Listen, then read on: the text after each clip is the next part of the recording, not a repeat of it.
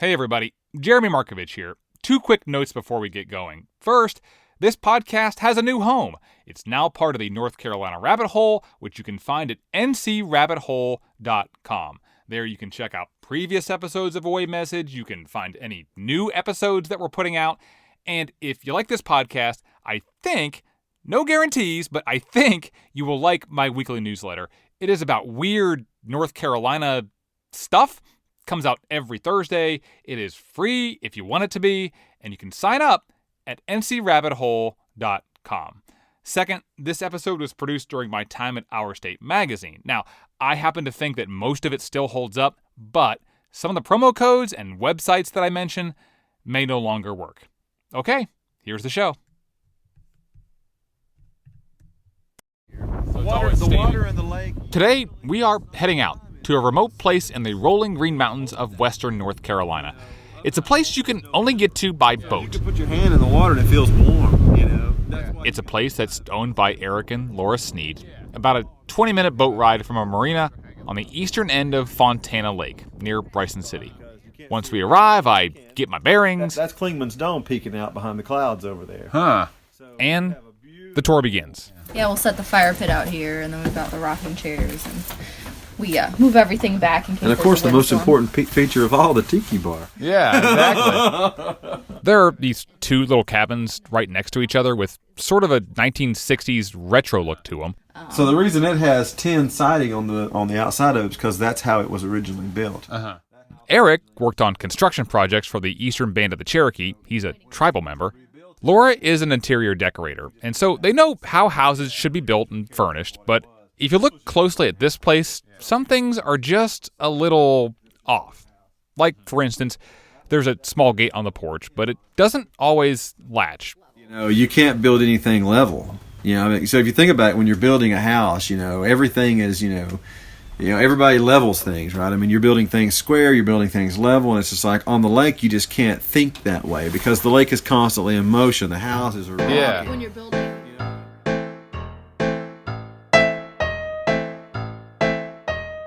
Yeah, if you haven't already figured it out, Eric and Laura's cabins float. The Sneeds come out here on the weekends, they bring their kids, they swim, they ride jet skis, they cook out. They don't actually live here. Nobody's really trying to live full-time. No. It would be, I talk about it all the time, I'd love to try it, but it's like, it would be very impractical. Because, for one thing, you have to bring everything in by boat. Plus, you have to make your own electricity. You have to run everything on gas or on a generator, you know. The fridge runs on propane. You know, the little propane burners burning back there, boiling ammonia. There's no sewer, obviously. All of the waste goes into a holding tank. There's no water connection either, but, I mean, you are on a lake. I'll run a line down about 6 or 7 feet and just pump from below the surface. It feels like everything that's on here is basically like a camping. Yeah, it is. We go glamping every weekend. And the Sneeds are not the only ones. The low house over there is an older house. In the same cove are dozens of other little floating houses. So we're kind of in a little community here with a few of the older houses, you know, if you will. It's obviously not a normal community. The homes are big and small, from little wooden fishing sheds to the equivalent of something you'd see on Tiny House Hunters. They're all privately owned and all spread out. You can't walk to your neighbor's place. You have to row or float or swim or take a boat. Now, that doesn't mean that people still don't do, normal neighbor stuff. And so I was making meatloaf one night, and you were off somewhere, and you were gonna come back. But I was like, I forgot the eggs, and so I was like, hey guys, like our next door neighbor, I'm like, do you guys have eggs by chance? And they're like, actually, we raised chickens. Here, you can have 2. And so they just kind of floated over. They gave me the eggs, and they floated back because they were swimming. So then I made my meatloaf with their little brown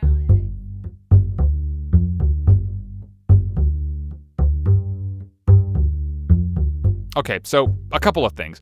One, these are not houseboats because they don't have motors. The floating houses are just anchored to the lake bottom so they don't drift around wherever.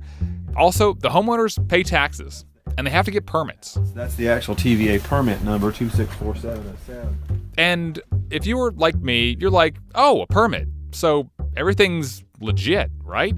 Well, it was, or at least Eric and Laura thought it was when they bought the place. But it turns out there was a catch. A pretty big catch, actually, because the federal government, specifically the Tennessee Valley Authority, manages Fontana Lake. And for decades, let's just say, they tolerated those floating homes. Until one day, a couple of years ago, when the TVA changed its mind. And what happened next led Eric and Laura far away from the quiet hills of western North Carolina to a very strange place. The Subcommittee on Government Operations will come to order, and without objection, the chair is authorized to declare the halls of Congress. Let me go to Ms. Sneed. In your testimony, you Ms. recount Sneed, how you I want to make sure I understand. We'll give Ms. Sneed a chance to say a little bit. Miss Laura Sneed. Ms. Sneed. Ms. Sneed. Ms. Sneed. From Our State Magazine, this is Away Message, a podcast about what you find in hard-to-find places. I'm Jeremy Markovich.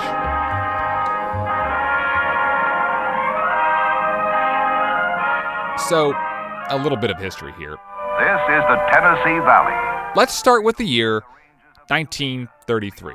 That is when Congress created the Tennessee Valley Authority, or TVA. And over the next few decades after the Great Depression, the TVA put tens of thousands of men to work, using dynamite, bulldozers, and concrete to build a series of dams across the southern mountains. Just a few months after authorization by Congress, work has started on a tremendous project. The dams would create electricity, which would power factories, which made the stuff that the United States would use to win World War II. Now, there were a lot of side effects, the biggest being the thousands of people who were displaced when their valleys were flooded. But the government looked at the flooding in a different way. And there is recreation. Now, those dammed up rivers created Fontana Lake and more than a dozen others. But in creating the lakes to control floods, aid navigation, and generate power, TVA set the stage for a new industry. Tourism. These lakes are widely used for boating, swimming, and fishing.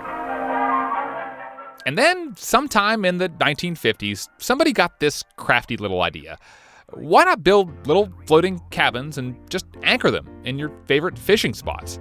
You know, just a little place to tie up your boat on the weekend, hang out, fish a little.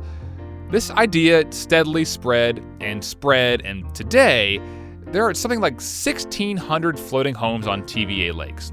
Now, some of them on the other lakes are pretty big, like 2,000 square feet big. Others are basically oversized closets. But over the course of 70 years, those homes went from oddities to just part of the scenery on TVA lakes across the South. When we were dating, I had come down here and we went to the dam. Years ago, Laura and Eric are living in Cherokee, about a half-hour drive from Fontana Lake. And I saw the houses for the first time in my life. And after they got married, they're like, let's buy one. So I was on Facebook yard sale one day and it popped up. And I was like, hey, look at this. Yeah. And so we looked at it and we bought it. And then we found out the mess that it was.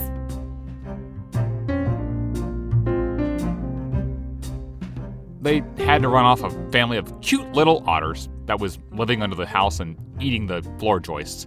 Plus, they took down an old sign that basically said anybody was welcome to hang out here. People would literally just come and just crash on this house. Yeah. They made it kid-friendly, They had holes to fish in. I'm like, yeah, that's a death trap for our children. but they get it fixed up. A year later, in 2015, they buy another floating home that's in much better shape. They hook them both together, get their permits, pay all the fees, and finish all the repairs. And then, right about the time when they can finally relax and enjoy the fruits of their labor, a postcard comes in the mail. It's an announcement from the TVA. So we got the announcements in February. And, obviously we have spent a lot of money. And it says basically those homes you just spent a lot of time and money fixing up, there's a good chance that you're going to have to remove them. In fact, all of the homes on every TVA lake, the ones that have been there for decades, those might have to go too. Eric goes down and talks to this old-timer who runs the local marina, and the old-timer says, don't worry about it. Man, he said, TVA's tried this stuff a dozen times and it never goes anywhere. This is not going to do anything. They're not going to accomplish anything with this. They never change the rules. They always talk about it, but it never happens. And so when they made the announcement, what they actually made the announcement that they were doing is they were actually going to do an EIS. What is EIS? So that's an environmental impact statement. What that tells me, of course, I've managed projects all my life on a federal Indian reservation. So when you as a federal agency are intending to deploy federal funds or resources in some way to take some action, the first step is to take an EIS. If they're investing in doing an EIS, I said, that's not around anymore. Eric was right. Because in just a few short months, the TVA would make a very big decision. It was a decision that sent Eric and Laura on a path that would end in our nation's capital. I had to testify before the congressional Laura got to hearing. testify before Congress.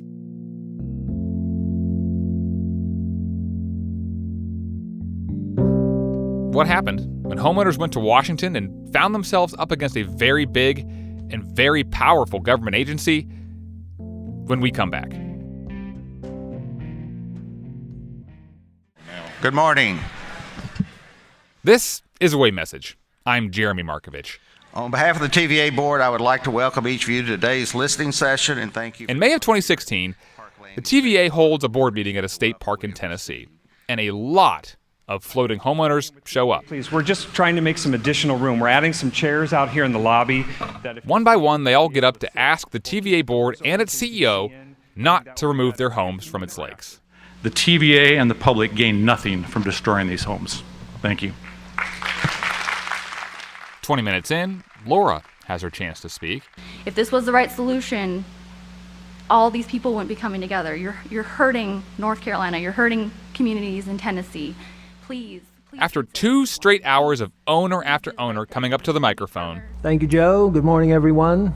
The CEO of the TVA gets his turn. And I can't think of a better place than being at a state park to get to the heart of the issue on floating houses, which really is who owns public resources. And Bill Johnson, who is the CEO here, says some people are worried about pollution, some people are worried about the floating homes being in the way of boats, but most of all, TVA lakes are a public resource. The homes floating on them are private. And that's the big issue. For example, you probably wouldn't go out and build a cabin in, let's say, a public park. And if you did, the park would have every right to get rid of it. And the TVA said the same goes for our lakes. Let me go off my script here and just say what I heard this morning. What is being asked for is a permanent use of public property. Here's the thing. The TVA could have removed those original homes as soon as they popped up, but they didn't. Instead, the TVA eventually just issued permits and put a cap on the number of legal homes and came up with all sorts of rules and regulations. But remember that guy that Eric talked to down at the marina? The guy who said the TVA was all talk and no action? Bill Johnson, the CEO, says that guy was basically correct. And it's very clear that enforcement by TVA of these standards has been lax. It has been uneven over the years. That's clear. And we need to do something about that. And I apologize for that. But it is also hard for me to grasp that lax enforcement creates a perpetual right. All in favor? Aye. Aye. Opposed? No. 2. I think it passed on a 7-2. And the decision, the houses had to go. All of them. Not immediately. Owners would have 30 years to remove them. But the effects of that vote started right away. A ton of houses for sale, like 2 over there and 1 over there. And People were panicking. They thought they were going to lose them. And that gets at something else. So how much did you pay, and then how much work did you put into these houses? This one was $995. This one, we paid $9,500 for this house. $9,500? Yes. Now, if you total up the whole cost to buy and fix up both homes, it's a decent amount, but it's nothing compared to the homes nearby, the ones on land. You can see the biggest one poking out above the trees on top of a hill just about a half-mile away. It's huge, worth about $3 million. Like the guy up on the hill on the top, he has a helicopter. Seasonal homes. He comes from Georgia on a helicopter. So the people who live on land are on a different strata than the people that are out here on the lake. Economic. So, this is basically the locals. Yeah. And that is the underlying issue here. Over time, huge chunks of land in Graham and Swain counties, land that used to belong to the locals, went from private to public. The government got a hold of it and turned it into Fontana Lake and the Great Smoky Mountains National Park and the Nantahala National Forest. It's a huge area that's now enjoyed by thousands upon thousands of people from all over the country. But it's made up of property that used to belong to local families. And today, the little private land that's left in that area, it costs a lot of money. That lakefront property has become so expensive around TVA lakes that it essentially it has become preemptive now for like a real person to enjoy the lake, right? So instead, the people who live nearby, doctors, business owners, families, and fishermen, they bought floating houses. And Eric and Laura needed to get all of those people together to keep those houses from disappearing. So they went out and started a petition. The petition that we started in a month was just under 4,000 signatures. For an issue that's not nationwide, that's pretty good. And it was enough to get the attention of all the politicians. One of them was Mark Meadows, a local congressman who was rising up through the ranks in the House. The states talked to him and he said, yeah, I'll help. But they also needed some muscle in the U.S. Senate. And it just so happened that one of North Carolina's senators, Richard Burr, was up for re-election. Again, we had to learn to be political advocates, right? So it's like, okay, It's so we literally go and we meet with Burr, and it's just like, man, I'm just a person, right? We're just members of a community, but I'm telling you that if you help save floating houses, you are affecting hundreds of families in Western North Carolina. You are probably going to pick up votes. Burr is also on board. But Meadows says he wants Laura to make her case in person. Rise and raise your right hand. And so, in September of 2016, just 4 months after Laura found out her floating home had to be removed, she finds herself in Washington, D.C., facing a congressional committee. And sitting on her right, the CEO of the TVA, Bill Johnson. And TVA believed these structures would actually disappear over time. And right away, it gets contentious. You should know that answer. Right. Well, Coming here, testifying before the United States Congress. And then there's this testimony, which I don't quite know how to describe. Hypothetically, just say you own a home, and you're wanting to sell that home, and nobody's wanting to buy that home as you get older because it's going to have to come off. What is that homeowner going to do as he's up 60, 70, maybe 80 years old in their family, and they want to get rid of that home and they can't afford to? You know what's going to happen to that home? Lightning is going to mysteriously hit that home, and it's going to burn and sink in the bottom of Fontana Lake and float all over the place. What are they going to do? Who are they going to sue? A dead man? I mean, get serious and not do something like this. It don't even make sense. That's what's going to happen to them. They said I should ask you questions. I said they're right. But when the congressman turned to Laura, she is cool under pressure. Let me go to Ms. Sneed.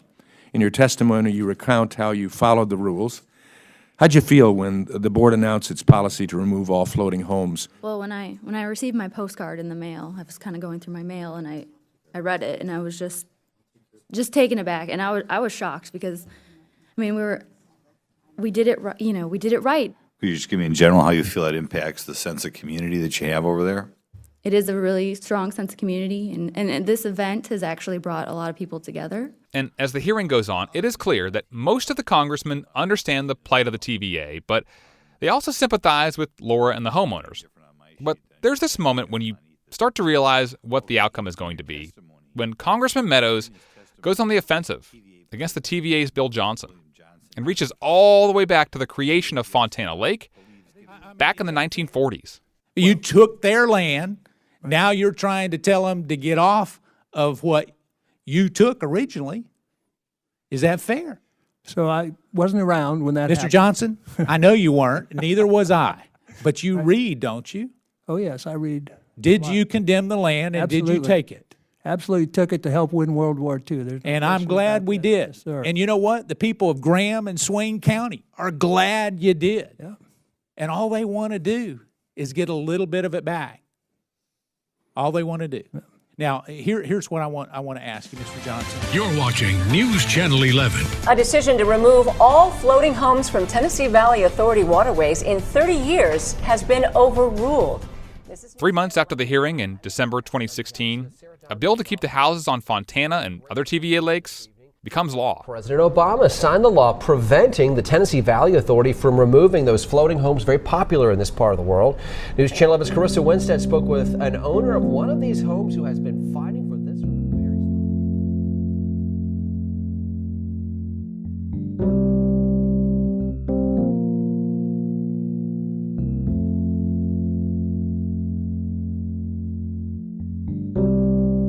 Fontana's about fishing cabins and family weekend getaway kind of things, you know. And those places are going to stay. The TVA still gets to make rules and issue permits, charge fees. They're not going to allow new floating homes to be built. But the communities on TVA lakes, including here on Fontana, are no longer in danger, which means Eric and Laura and their kids can keep making memories here, one weekend at a time.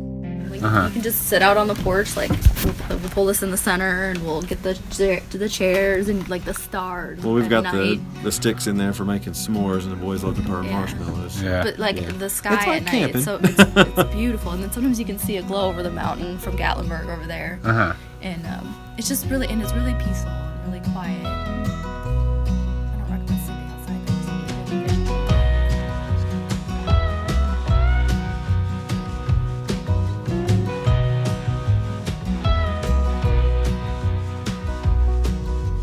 You're an oak and I'm pine.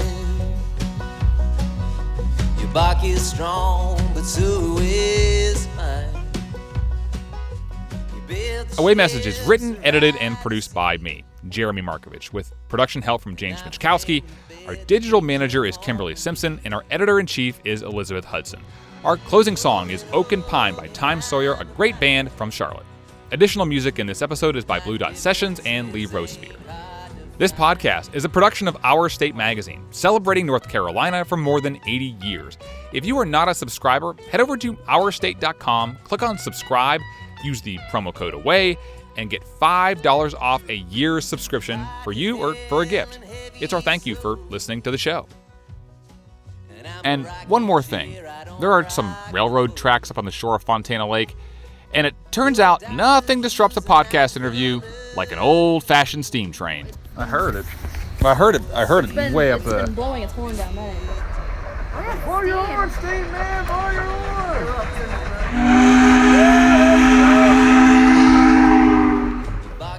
We are back out on the road, working on the next episode of Away Message. We'll talk to you again real soon. And you build the ships that bring you home.